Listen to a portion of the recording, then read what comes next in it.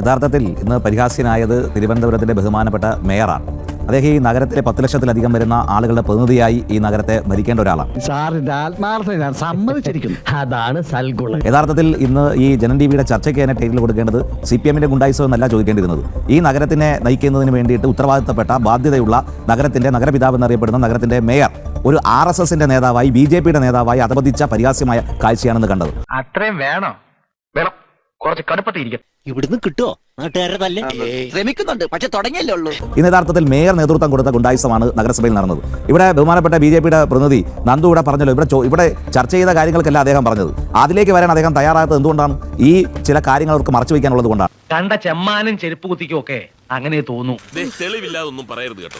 ഇന്ന് നഗരസഭയിൽ നടന്ന കാര്യങ്ങളെ സംബന്ധിച്ച് ചർച്ച ചെയ്യാതെ ഏറിൽ നിന്ന് വർത്താനം പറയാൻ അദ്ദേഹം ചെയ്യുന്നത്. യഥാർത്ഥത്തിൽ ഈ കാര്യത്തിലേക്ക് വരാൻ എന്തുകൊണ്ടാണ് അദ്ദേഹം മടിക്കുന്നത്?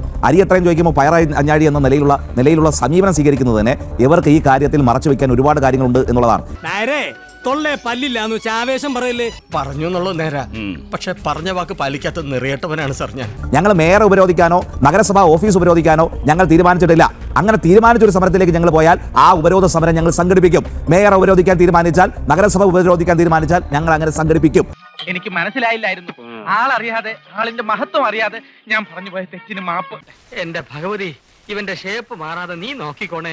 ഇതുപോലെ 4-3-7 പേര് വന്ന് ഔദ്യോഗിക റോഡ് ഡോർ മുടക്കിയിരുന്നാൽ പിന്നാം ഭാഗത്തൂടെ ഒളിച്ചു കയറുന്ന ഒരുപാട് നേതാക്കന്മാർ നിങ്ങൾക്കുണ്ടാവും. അവിടെ വെടി പൊട്ടി, ഇനി ഒരു പൊടി പോലും കിട്ടില്ല. പക്ഷേ ഞങ്ങളെ കഴിഞ്ഞ അടുത്ത 5 വർഷക്കാലം ഭരിക്കാൻ വേണ്ടിയിട്ട് കേരളത്തിലെ തിരുവനന്തപുരം തലസ്ഥാനവാസികൾ ഞങ്ങളെ അനുഗ്രഹിച്ച് ആശീർവദിച്ച് വിട്ടിട്ടുണ്ടെങ്കിൽ മേയർ കയറേണ്ട ഔദ്യോഗിക ഡോറിലൂടെ തന്നെ കയറും. കാണിക്കാൻ ഇറങ്ങി പുറപ്പെട്ട ചന്ദ്രനോളമല്ല ഒരുത്തനും. അതിന് ഏത് ഗുണ്ടാ നേതാവ് തടസ്സം നിന്നാലും അതിലെ തന്നെ കയറാൻ ചങ്കൂറ്റവും കെൽപ്പുമുള്ളവരാണ് BJP-യുടെ നേതാക്കന്മാർ. ഇങ്ങനെ ഒരു നഗരസഭാ ഭരണം പോകുമ്പോൾ, ഒരു സംസ്ഥാന ഭരണം പോകുമ്പോൾ ഇങ്ങനെ വേദനിച്ച് വിരളി പിടിച്ച് ഭ്രാന്ത് പിടിച്ച് ഓടാൻ മാത്രം മത്ത് തരുന്നതായിരുന്നു തിരുവനന്തപുരം നഗരസഭയിലെ നിങ്ങളുടെ ഭരണം എന്ന് നിങ്ങൾക്ക് ബോധ്യപ്പെടുത്തി തന്നത് കേരളത്തിലെ ജനങ്ങളാണെന്ന്.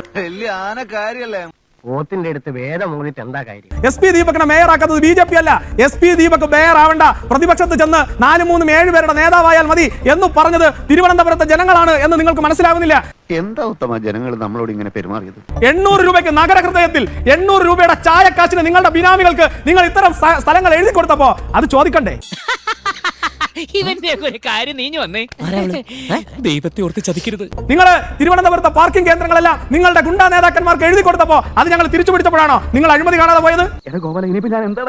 വടി കൊടുത്ത് അടി പേടിക്കാതെ ശാന്ത. ഞാൻ പ്രിയപ്പെട്ട CPM-ന്റെ നേതാവിനോട് പറയുന്നു, BJP തിരുവനന്തപുരം നഗരസഭയിലെ ഭരണസമിതി നിങ്ങളെ അടിക്കാനുള്ള വടി വെട്ടാൻ പോയപ്പോഴേ നിങ്ങൾക്ക് ഇത്രയധികം വേദന എടുക്കുന്നുണ്ട്, ഇത്രയധികം പരിഭ്രാന്തരായിട്ടുണ്ടെങ്കിൽ വിട്ടുകാല മാത്തുക്കുട്ടി, അയാളൊരു പാവല്ലേ. വടി എടുക്കാൻ പോയിട്ടതേ ഉള്ളൂ.